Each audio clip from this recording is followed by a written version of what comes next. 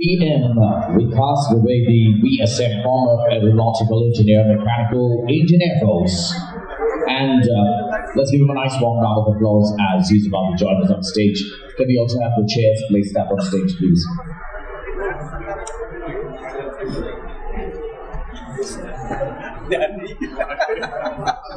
Welcome, sir, and I believe you would like to greet all our illustrious panelists who will be joining you, sir. So we'd like to take the pleasure of welcoming on stage Mr. Prasanna Subramaniam, CTO of Line 91. Let's give him a nice warm round of applause and welcome him. Welcome, sir. Thank you so very much.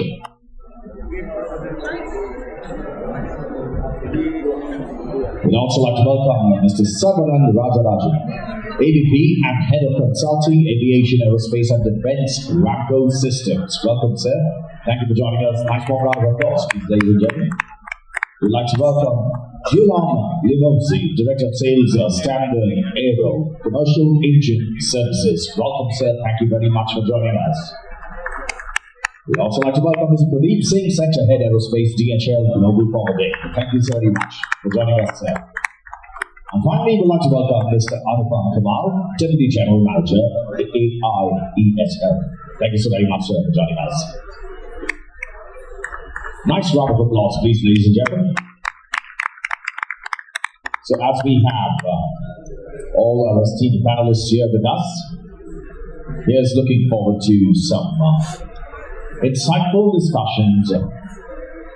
And with that, we would like to request all of you, as we set up the stage, to kindly take your seats.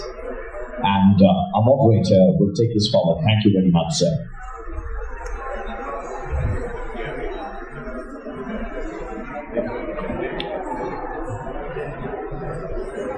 I request the panelists to kindly take your seats. Thank you very much, gentlemen. Well, good afternoon, everybody. I'm sure all of you had a nice cup of tea before coming here.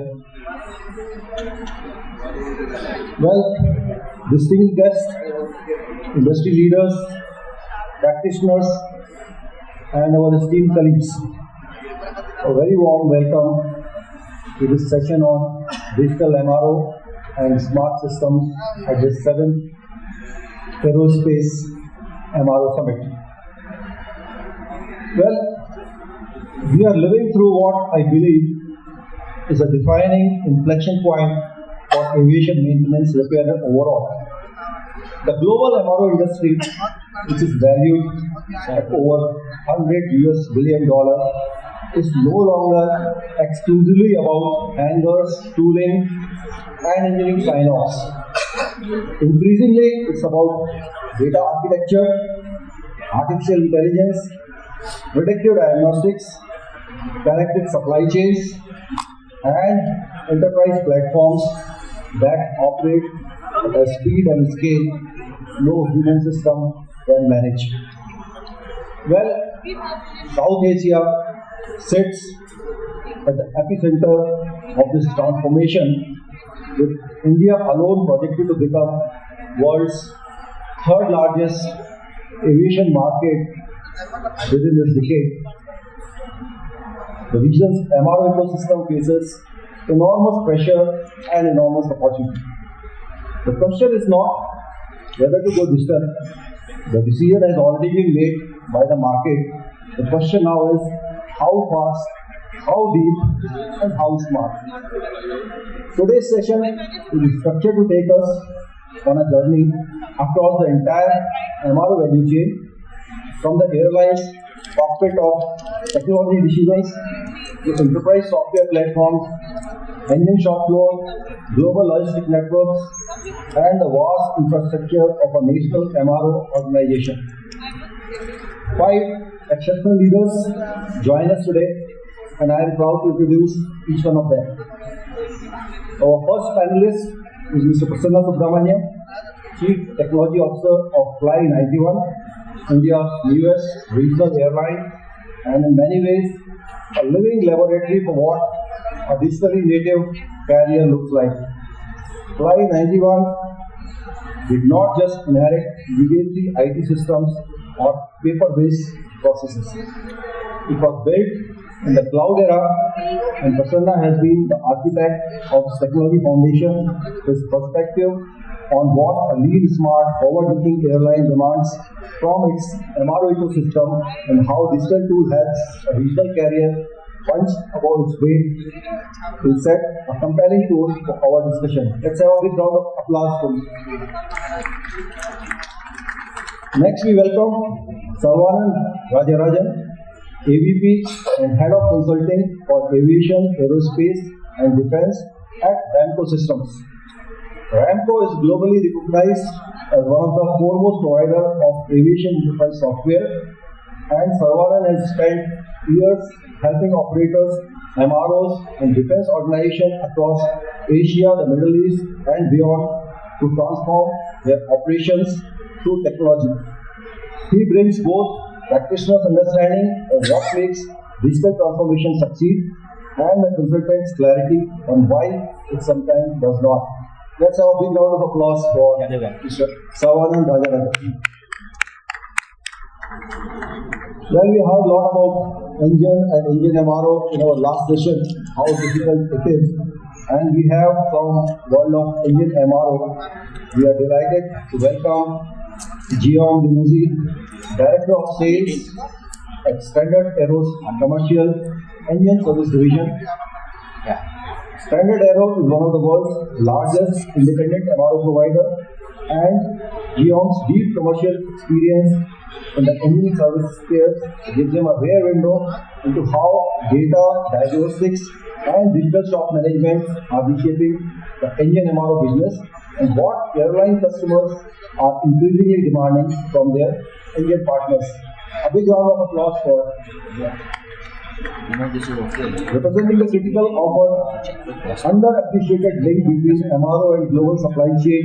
We are honored to have Mr. Pradeep Singh, Sector Head for Aerospace at DHL Global Forwarding, an MRO. A grounded aircraft deals thousands of dollars every hour. Pradeep's work sits at the intersection of speed, compliance, and intelligence, and he will bring us a logistic perspective on how smart supply chains are becoming a frontline competitive differentiator in aviation maintenance. Well, big round of applause for our lead. And finally, we are privileged to have Mr. Anupam Kumar, Deputy General Manager at AIESL, that is Air India Engineering Services Limited. AIESL is India's largest public sector MRO organization, maintaining a wide and complex fleet under exacting airworthiness standards. Anupam will give us an invaluable perspective on how a large-scale government-mandated MRO enterprise navigates its digital transformation, dealing with legacy systems, workforce dynamics, and regulatory framework while building towards a future as a regional MRO hub. And before we begin, big round of applause for before we begin, let me introduce myself also. Well, I am Air Vice Marshal Vikas Dwivedi. Spent over 35 years in engineering leadership in the Indian Air Force. Well, my trajectory spans this entire MRO industry, leading from, I am also a flight test engineer, leading from basically the developing the developmental flight testing of Dhruv, that is the ALS first indigenous helicopter. I have also a big experience of governing MRO operations in Indian Air Force combat and transport fleets. Well, I have a first-hand experience of raising MRO lines from ground up front.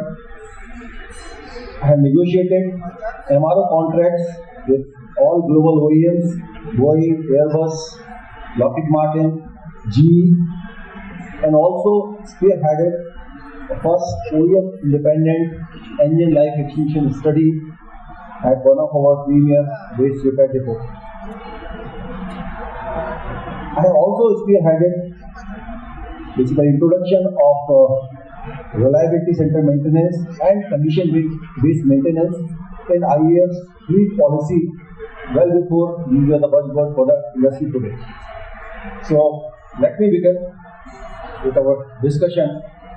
As we open our conversation, let me frame the fundamental questions that I hope will guide our dialogue this afternoon. These questions need to be answered by the panel members. Can I have the first question, guys? Do you have any question? Okay, I'll read out. So the first question is to all panel members: where are we actually beyond the hype in terms of real digital adoption across MRO in South Asia? And I'll continue with the next question so that you have full understanding before you start giving your goals. What are the critical barriers, technology, people, process, or investment that are holding back transformation, and how are organizations breaking through that? And the third question: what does the MRO ecosystem of 2030 needs to look like, and what decisions must leaders make today to get there? Well, I'll open my discussion with Prasanna. Thank you so much, sir, for the introduction and for the question. So the first question in terms of the digital adoption where we are and probably kind of obstacles in the MRO space, I would say during the introduction you rightly mentioned that Fly91 being the youngest regional airline in India, we are a living laboratory of to say that from a digital native exercises that we are trying to do right from day one. So because we started with a clean slate, we decided that we will not carry any legacy systems or the baggage of how the enterprise typical ERPs have to work. So in a lot of places, wherever digital can stand first and try to deliver, yes, we have done a lot.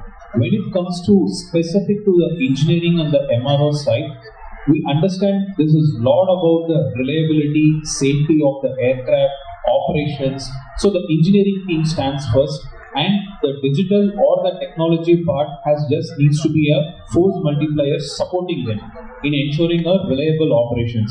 So I would say in terms of the digital adoption from an airline perspective, and then from the ERPs that we are taking, the services that we are taking from the multiple service partners, from what we have seen over the last 2 years is there is a lot more advancement that needs to be done. So this is a very big system in place that needs a lots of technology transformation, because today we live in a world where technology changes almost a month. Every month it gets changed.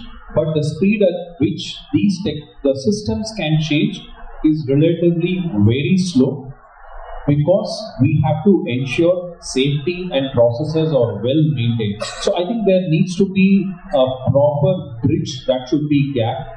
And how do we do that is a third question which I would like to take. So there has to be a top to bottom approach that is taken here. So usually bottom up approach sometimes will work when we see a 2030 at the rate with which technology is changing faster. So I think there has to be a top to bottom approach that should be taken, given a very clear mandate on asking what we want, how do we achieve it without compromising the safety guardrails. So unless we speed up, probably 2030 could be 2035 also. So it will always be a catch-up game. So that would be my answer. If I can have on your view on the second question also, you can read out from the screen. What are the critical barriers do you think is technology, people, process, or investment, which is basically holding back this transformation? That's a good question. So I would say, always people come first. So this is an industry where we work with stalwarts. We have a lot of legacy experiences working with the traditional systems. So there is always a thought process that comes in mind, upon which safety is always a wrapper added to it. So it takes a lot of time. In fact, even in Fly91, it was relatively easier to implement the digital first approach in the other areas. When it comes to engineering and MRO, it has to be a slow but a steady progress. But in all other areas, you take a decision, you start implementing it, you can start doing it. So the thought process of the people And then when you move on to the digital, the processors have to be neatly stitched. So unless the processors are stitched in, we have people who have been working with the typical mindset. Now, if they are not aware, if they are not trained well on how to do it, without adding complexity to the job that they are doing, because for them, maintaining the aircraft in a safety perspective is the single most priority, nothing else. So this is, I think this will take a lot of time. So you very strongly feel the people is one of the criteria. And where do you see us going in 2030? What do you think you will be? For the kind of MRO systems that we use, they need to get transformed first. Because the faster they get the transformation done in place, we are now living in the world of APIs. You do a tech log update, you do a component replacement, you do a work order, anything and everything, if it is available in real time through API calls, then that would drive the speed at which 2030 can become 2028 or 2030 will become 2035. So I would say the answer is in the system partners who are building these ERPs. Thank you very much. We can move on to the Rajarajan. Once again, I'll flash the first question. Where are we actually?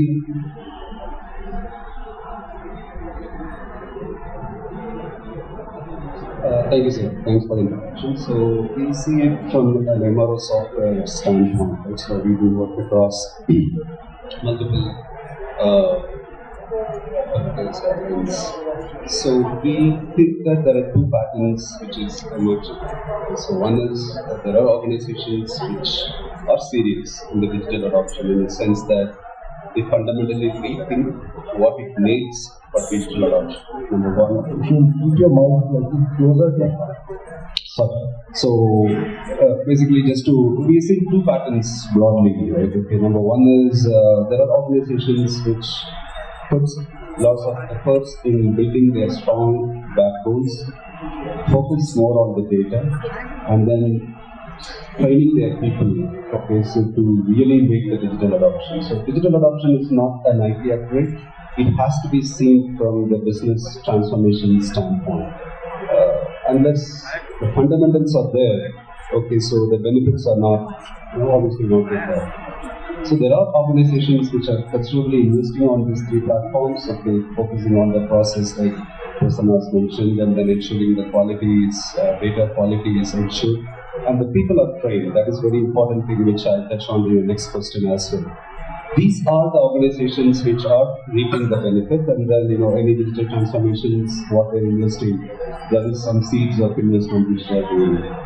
And there are few, right? Okay, so where there is the solution searching for a problem, right? I also want to ride the wave. So these are the sort of instances where we see that even though there is a digital information, so these are all something which is not standing for a long run. Okay, so there is some projects goes through the POC and then it fails. When it moves to the production, it won't. Okay, so there's a two patterns which we are observing, and the one which the organizations which are into the first one, they tend to gain from the next one. And the challenges, right? Okay, there are a couple of challenges which we are facing right now. I think the number one is the skill gaps. That we are seeing fundamentally, right? Okay, because the type of the software what we have it, and then it has been infused with the latest technologies, needs a different level of learning or the knowledge to use it. If you give a software and the people who are using it is not equipped to use it, then again that's a problem, right? Okay, so one of the fundamental problem what we are seeing here is there is a skill gap to use that sort of tools what currently, especially from an AI and the type of the tools what we are having. Coming back to your third question of where do we see on a larger ecosystem, right? Okay, there are still challenges. Okay, so even though when we talk about the ecosystem, we are talking about from an OEMs, from airlines, from MROs, all the way full chain, right? So are we fully geared up for the entire MRO ecosystem? We are not. Okay, so because still there are certain systems by the OEMs which is not talking to the airline systems because of their proprietary nature of the data. And there are certain operational systems which are not talking, like AHMs, which are not geared up to talk to the ops systems or M&D systems. So an actual complete integration of all the ecosystems are there now. It is not there. Possibly 2030, we expect that we used to remove these barriers and we'll have a complete ecosystem, not from the software standpoint, but all the business actors who is involved in this entire ecosystem. Thank you very much. We have views of Mr. Guillaume on this. First of all, we'd like to thank you for the invitation to participate to this quite interesting panel and challenging panel. If we look in purely on the engine MRO perspective, one of the key elements is to refer to the regulation.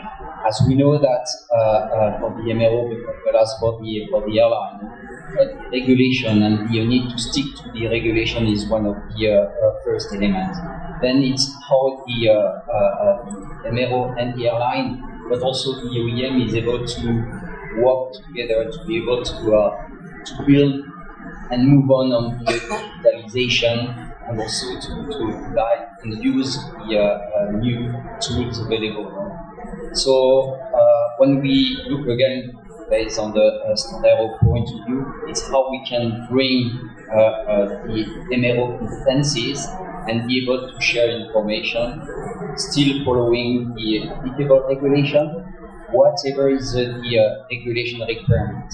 We do have a large authority, but we do have also smaller authorities that are requiring a special rules to be followed. It's how we integrate absolutely everything to be able to take advantage of all the expertise. So looking purely about the digitalization, from the engine side, the engine health monitoring or conditioning, train monitoring, it's something that has been running since decades. So on the MRO and engine side, it's something that is well known. The point is how to integrate the new technology and how to make it cross-platform between the MRO ERP system, but also the ERP from the airline, but also the system that the OEM is proposing, and especially on the new technology engine. And then it's how to use this new technology, full digitalization on very broad platform. So it's where is the challenge, and it's where when we look a little bit further, using artificial intelligence, but also blockchain, which has really have value for the traceability. It's how everything is working together on a complete digitalization ecosystem. So it's when we look at all those different questions, we see the complete intermix of all those aspects, which bring real advantage for all the stakeholders. Operator, which is the first one, either on the operational flight operation quality assurance, but also on the MRO with the capability again on the engine side with the on condition versus uptime. And it's where digitalization makes full sense and where we can really take advantage as an ecosystem with all the parties involved. Well, before we move to Pradeep, since this aero engine MRO is very close to my heart, and I have had it one of the aero engine MRO, I'd like your views. Looking specifically at South and Southeast Asia operations, what is your observation on digital maturity of engine management in long term in our operations?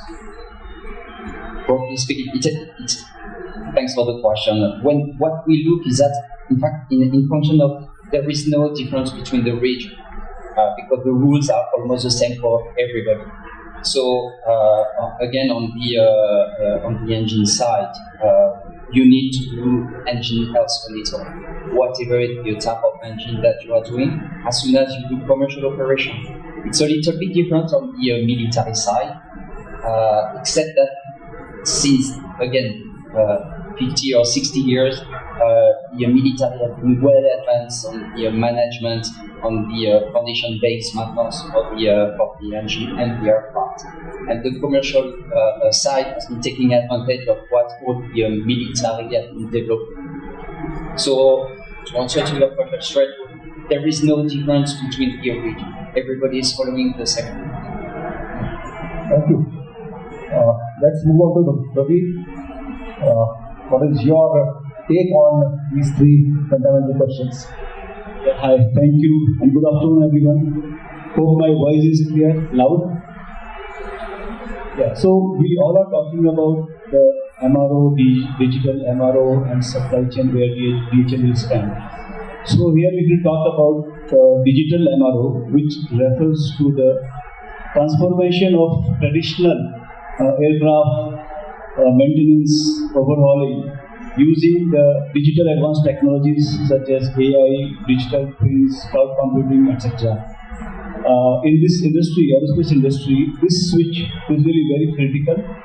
Why? Because with the help of this, we can really save the safety will be the feature of that. We can increase the safety feature, reduce the downtime of the aircraft, and of course it will enhance the operational efficiency, and of course saving of cost, optimizing cost. So these all will be required if we are moving towards the digitalization in this sector, MRO sector. If another thing if I'll say here, if digital platform is ready for MRO, and MRO can do the predictive maintenance. Okay, so predictive maintenance can only helpful when the right part is available at the right time. And of course, for that, the logistic is one of the major key points. Without having logistic integration, we can, prediction will be only as alert, but without any action. So, we will see a real-time logistic information is not only helpful, it's a kind of fundamental for the digital MRO. And we all are aware that if we want to move next level and the target of 2030 and entire world is want to grow here, okay? So as a logistic partner, our responsibility is always be right part should be available at the right time, the right place. So for that, DHL is already working on that. Huge investment is already done from our management side. We are investing on technologies, investing on manpower. Of course, a smart warehouse, bonded warehouse across the globe is already started. So we will be again part of this success, part of this growth with all the partners, those who are into aerospace and MRO. So one more point I just want to add here, if we really want to have a strong partner and the way this industry is growing, okay, few things or few suggestions from my side for all the partners or all the investors or all the aerospace industry is that whenever you are looking or you are searching for a logistic partner, always keep 2-3 points in your mind while searching a logistic partner. The first point will always be the logistic partner should have the proper aerospace license, so that will be helpful and understanding to give and handle the shipments. Second, that should be a compliance. They should be all have fulfilled all the compliance requirement, country-wise, city-wise, region-wise. They should have the capability to handle your shipments 24/7 because we are talking about aerospace MRO where all shipments or all movements are very critical. It's something where we can say aircraft on ground, we are aware that the cost will always be very high, goes well to the business. So the partner, whoever is there, they should have capability to support 24/7 to the customer. And the fourth which I want to say, now the bonded warehouse, the smart bonded warehouse is very helpful for those who are having predictive movement, predictive maintenance. So these are the 3-4 qualities, basic qualities. If all can find such, it will be really helpful for them to be successful MRO maintenance business as well. Thank you. Thank you. May I ask you one more question? How are you deploying these digital technologies specifically to compress, let's say, AOD timelines? Yeah, so as I mentioned already, DHL have already invested huge for this digital support to the customer. One tool which is very successful is My DHL. That is a platform where our customer can go check their movement 24/7. They can book the shipment as well, because see the timeline where we all are wasting, or I can say we are all are increasing our timeline to getting the proper quotation, service part, and the terminology of shipment. Those who are really want to move their shipment very fast, or they can have a track on that. Our platform is called My DHL, and if you can go check on that. It will give full transparency of the shipment, movement planning, and the best thing is that if you want to get instant rate quotation for the moment, you can use that platform, and that will be really helpful for those who really want to move their shipment very fast. Thank you. Let's hear Mr. Anupam Kumar from AIESL. Good afternoon, and this is my privilege to be part of this distinguished panel. And as in the introduction, I am quality manager right now for the AIESL. This comes with a tag of public sector MRO. I want to remove that notion that being a public sector does not have anything to do with the digital. This was a surprise for me in the morning when I saw Mr. Rajarajan here. In 2010, as a part of RAMCO team, we got introduced to him, and in 2010, at that time, Air India, we were part of that, started implementing ERP system. And thanks to RAMCO team, we implemented in 2012, I think, it went go live. When we talk of, at that time, it was MRO, and mindset at that point of time of management, managers, employee, that aircraft flies with the human, little to do with the digital. Now I see the headline, it is not digital MRO. Now, I have two identities right now. One is this, when I enter with this is digital MRO. And after that, when I use to enter in the base maintenance, it becomes MRO digital. Because there is a gap which I see on my day-to-day life, and my endeavor is to bridge that gap to make MRO digital to digital MRO. When I say digital, then there is an ecosystem. One is airline, which is having a camo department. Another is a MRO, which is 145 organization, which is doing the maintenance. And making them connected, we have logistic partners. One area is paperless MRO. When we call digital MRO, means one area is paperless. Being a public sector organization, I can say with proud that our office, you will not find a single paper. Our entire records is on cloud. Our manuals are on cloud.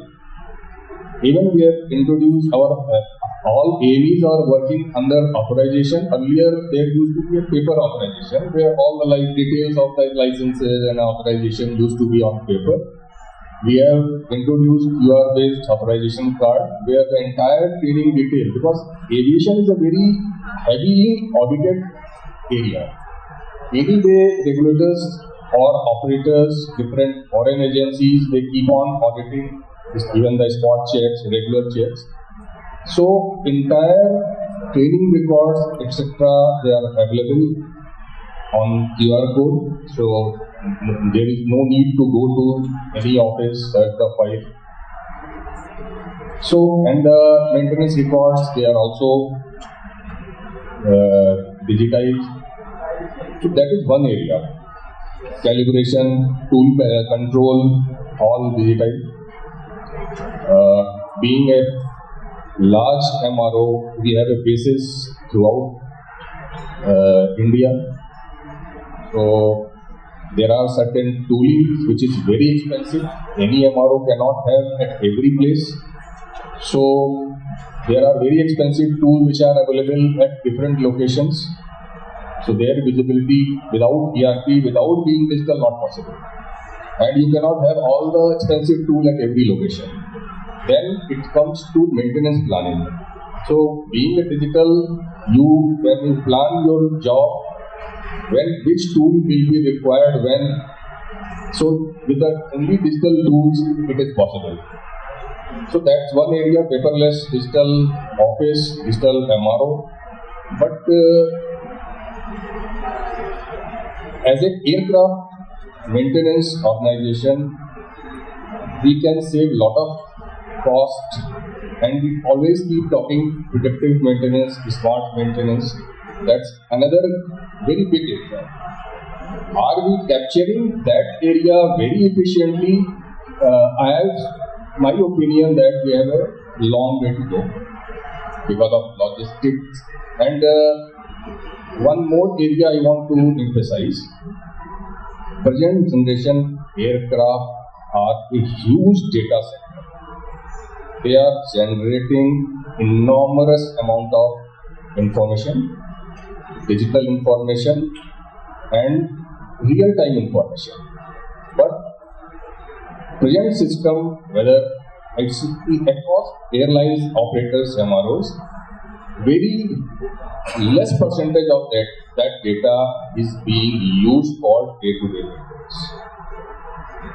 Can it be used for saving the cost? Yes. I will give you an example. Without, since AIESL is maintaining different operators, so it's not to particular any operator. Suppose pilot reports there is a problem in the PAT system, and this problem keeps on reporting for last 15 days, and he can also see that some area, because that information is coming to his screen in front of him, some temperature is going, and data is not being analyzed because that is well within limits. But there are backup systems, they are giving huge amount of data regarding the PAT performance. If you analyze those data, then you will see that this particular component is likely to be failed in certain number of hours. So since that quantity of data is so huge, it is not operationally possible every day that we will analyze that data, because you have n number of aircraft flying n number of flights. That is where your artificial intelligence, use of predictive maintenance, because humanly that is not possible. You should have an algorithm to tell that after 10 days it is like this component is likely to fail. You alert your logistic referential system that you plan your maintenance at this station, this component will reach and you will replace that component. Otherwise, what is happening? It is getting grounded at some location where you are arranging that component and it is taking 3 or 4 weeks. It has happened. It is happening every week. I am seeing that aircraft becoming AOG and they are on ground for 2 days, 3 days, only because we are not harping huge amount of data that is being generated by the computers, that is by the system. Anupam, I think thanks for your nice perspective on this predictive maintenance. I have a few more questions which I think are relevant, and I was asked panel members that I have a question to RAMCO systems on basically there are a huge number of highly experienced AMEs, certifying staff and MRO workers, but they are not digital savvy. Since you are developing the platforms for MRO operations, how do you find it? How do you make them adapt so that we are future ready by 2030? Yes. So you are right, sir. Actually, so I can just answer it from the two perspectives, right? So from how we develop the software. And then obviously there are certain variable, the change management perspective, which is beyond our span of control. The first part of the equation is it's within our control, right? Okay, so obviously we don't want to develop some product which is from the research and development facility.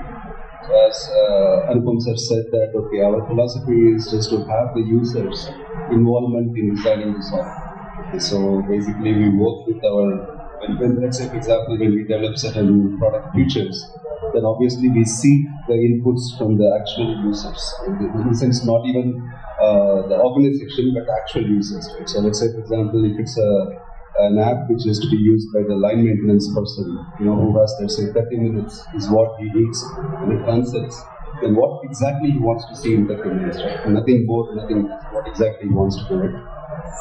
And that inputs, we seek it not from a specific customer. We have something like a customer advisory forum.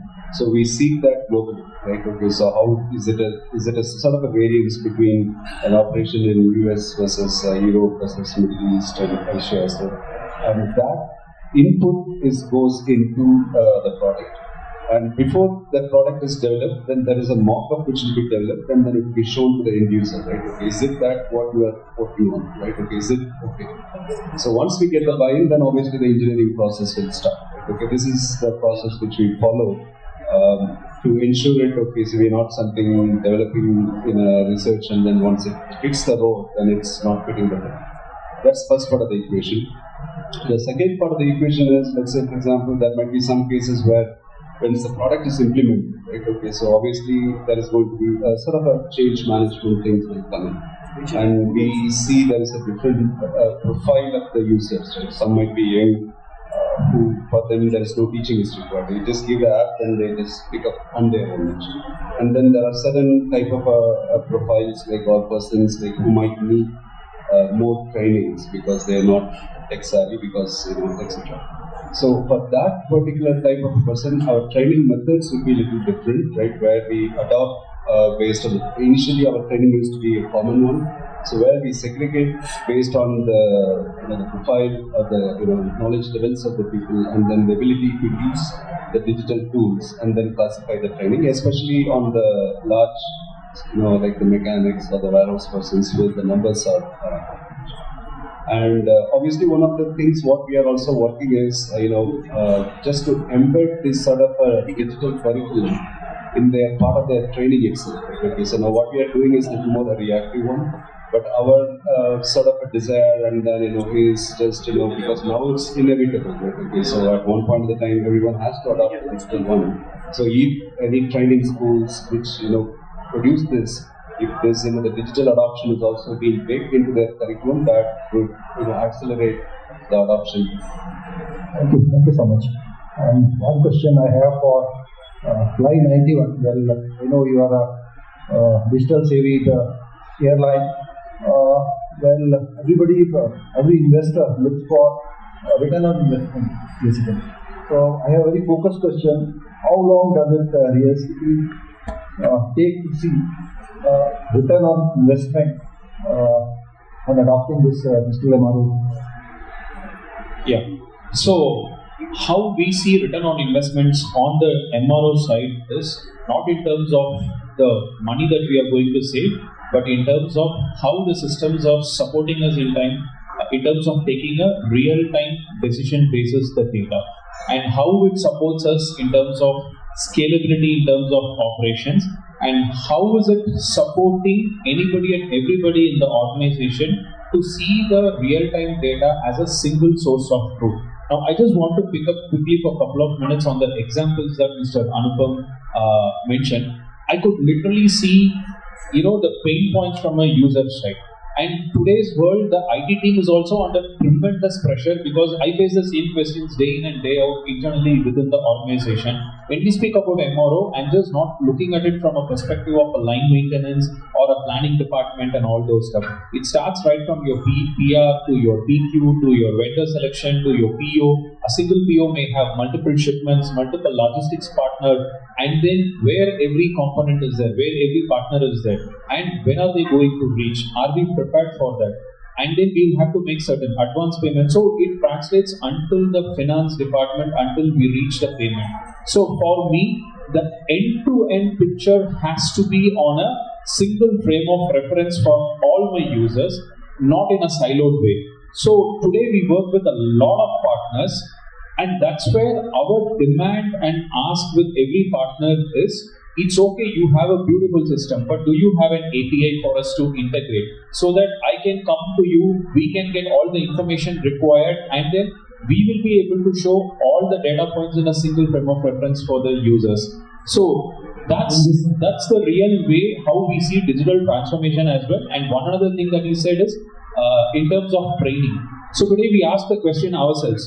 Today you give a Netflix app or a Hotstar app to anyone and everyone. Do they need a training? That's how the software has to be built. The end user probably in few hours of time should be able to go through everything. The backend, how it works, it's a black box. He doesn't have to worry about it. But for him, the front-end experience should be as simple as a Hotstar or a Netflix kind of an experience. Probably that's the change in the mindset that the airlines are start having it in order to accelerate the digital adoption and move towards a better journey. Thank you. And one question to Guillaume.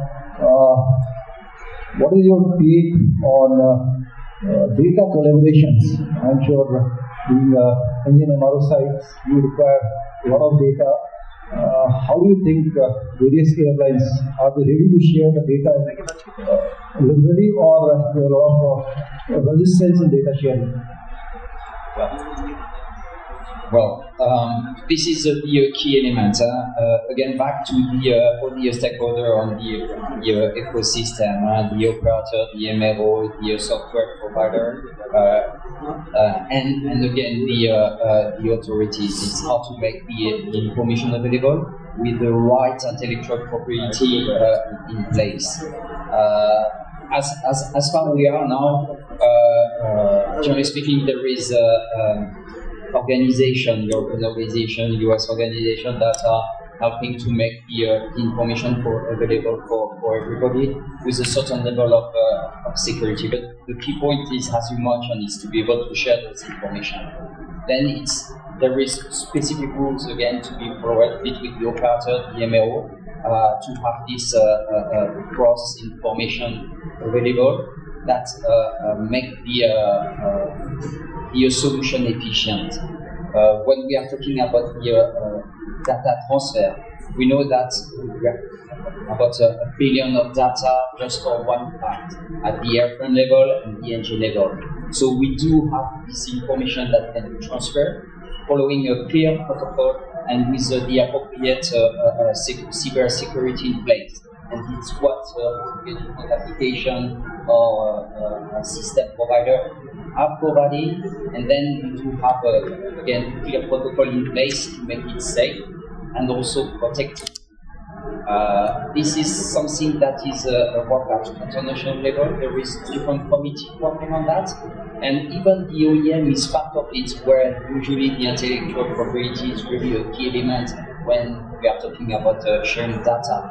But generally speaking, what is happening, and it's the proper and good evolution of this aspect, is that now everybody is sitting around the table to find the proper solution to have this cross and share information to be able to work proactively on the performance, I would say performance of the engine, but also performance of the aircraft itself on a day-to-day basis, and making the information available at the right person at the right time. I like what you mentioned, to get the right part at the right place and at the right price. Well, thank you very much. I think we are running out of time. Time is up. So let me summarize this session. Well, whatever we discussed, we covered a huge ground today in today's discussion. And try to work out or tell out a thread that connects whatever we discussed so far. It is this, that digital MRO is not a technology project. It is a transformation of how we think, how we decide, and how we collaborate.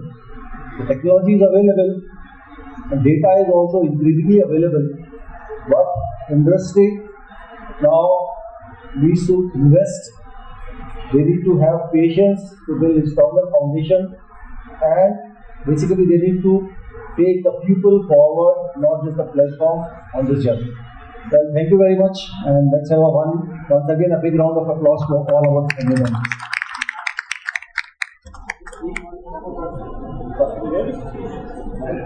Yes, sir, coming to you. I wanted to know the system which you're making for the MRO. Like we have EMMS which we have developed. Are you people working on the AI tools also on that? Is your MRO includes the AI? For example, the light monitoring, the predictive monitoring of the aircraft, or for that matter, making some digital twins, predictive maintenance, monitoring of service positions, whether implemented, not implemented, the logs, etc. Similarly, the RFID on the tools, whether they are missing or not. Is this part also being incorporated from the AI tools part of it? Yes or no, I want that. Yes, sir. Okay, so that's answer is yes. But we are cautious in choosing the area where we want to deploy AI. But as you might know better, right? Okay, we don't want to get the AI into the territory of regulatory regimes, right? Okay, where the certified mechanics has to. Yeah. So that at this point in time we are not doing it, sir. But the areas which you are working with, as Anupam has pointed out, is on the planning area. Okay, so unless we get some guidelines on the regulatory, right? Okay, so it's right. It's just not that. We have a more regulatory system. I understand that we take the hand of the manufacturers and the OEMs. Slowly we have to going out of control because Somebody has done the service policy. It was issued 5 years back. In the case in point, you know what I'm talking about. Yes. No? Yes. If I keep trying again without looking into what modifications have been, because one point is that modification is issued. Second is, has it been implemented? Is my regulatory body looking into it? Is there an oversight mechanism? So if that is missing, then the AI or the digital amount will stop the aircraft. It will not let the aircraft fly. That's the point. Yeah, correct, sir. So, especially on the service bulletin, sir, right? What we are doing, especially just to give a little granularity on that, right?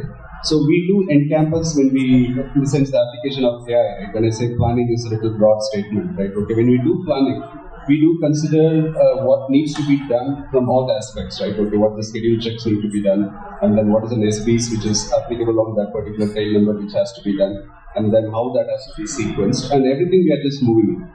When I said, even to an extent, let's say, for example, when a particular engineer is doing a certain sign-off, we don't want to replace AI with his decision, but we are just augment his power to take the decision. Let's say, for example, he just does a non-routine. He scans that, okay, you are working on this particular ATA or particular aircraft type. Okay, this might be a possible solution. That is what we are stopping him. Okay, now finally he has to put this credentials, but as you know that is from the regulatory. So we are not just replacing that decision, but we are just augmenting that decision. That's why we are stopping now. From even though, as you know, technology-wise we can do it, but we are just ensuring it. We are just within the regime of regulatory controls. Thank you, sir. Thank you for that question. Actually, it appears we are much more matured in defense. my system says no. If we go or no. Thank you so very much, gentlemen.